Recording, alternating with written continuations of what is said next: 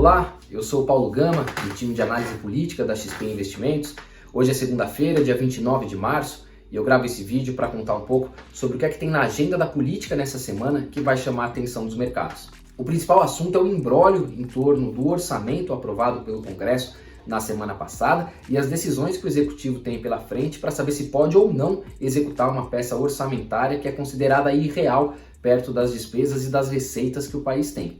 A gente lembra, o orçamento já vinha sendo discutido com uma subestimação de despesas obrigatórias na ordem de 17 bilhões de reais.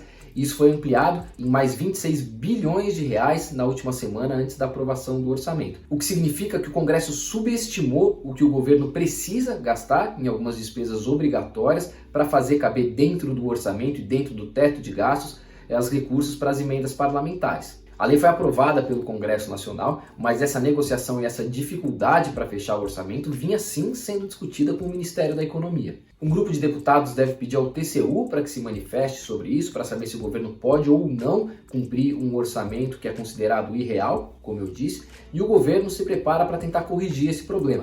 Uma das alternativas colocadas à mesa é enviar um novo projeto para o Congresso para readequar isso. Então você recompõe as despesas que o governo vai precisar gastar e corta do outro lado. O problema é o desgaste político que isso pode trazer, porque o governo vai precisar mexer nas emendas parlamentares, justamente o que era objeto de discussão e de pedido ali dos deputados e dos senadores para o Ministério da Economia para que não houvesse mexida.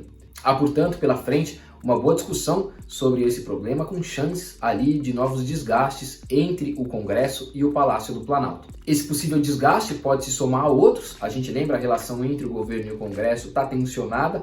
Houve uma tentativa ali de distensionamento na semana passada com um evento, com a reunião entre o presidente Jair Bolsonaro e os presidentes dos outros poderes para ver se reduzia um pouco essa temperatura.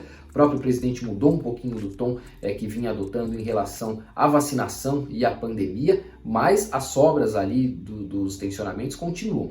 Quem está no alvo, no foco nessa semana é o chanceler Ernesto Araújo. Enfim, ele já vinha sofrendo uma série de desgastes e passou a ser foco dos discursos do presidente da Câmara, Arthur Lira, e do presidente do Senado, Rodrigo Pacheco, que apontam o dedo ali para a diplomacia brasileira, responsabilizando o Ministério das Relações Exteriores pelos atrasos nos cronogramas de vacinação pela importação das matérias-primas. É uma decisão que também não é trivial para o presidente Bolsonaro, porque há uma pressão do Congresso nesse sentido, mas a gente lembra, o chanceler Ernesto Araújo responde, atende ali uma ala que também é muito forte dentro do governo, com participação dos filhos do presidente, do Eduardo Bolsonaro, nessa escolha. Então não é uma decisão trivial para o presidente atender ao Congresso, atender a esses apelos do Congresso pela saída do chanceler e deixar de lado essa parte importante da base eleitoral e da base de suporte do presidente. E o ponto é que enquanto isso permanecer, enquanto essa questão referente ao chanceler permanecer, isso vai dando corda ali aos outros tensionamentos e todo esse esgarçamento da relação que a gente tem observado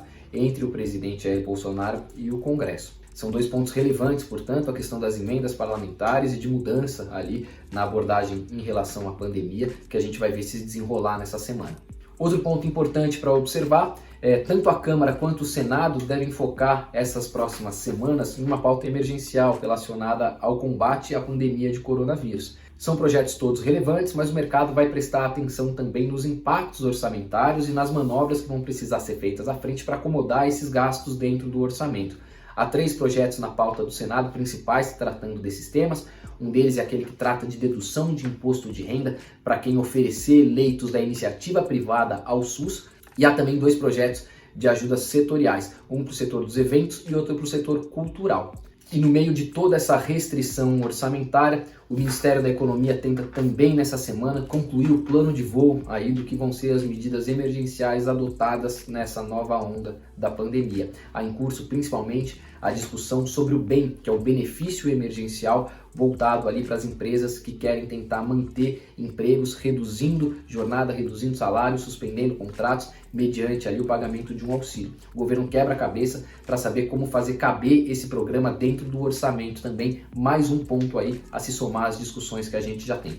Isso é um pouquinho do que vai acontecer na política, que vai chamar a atenção dos mercados, e eu volto na próxima segunda-feira. Até lá!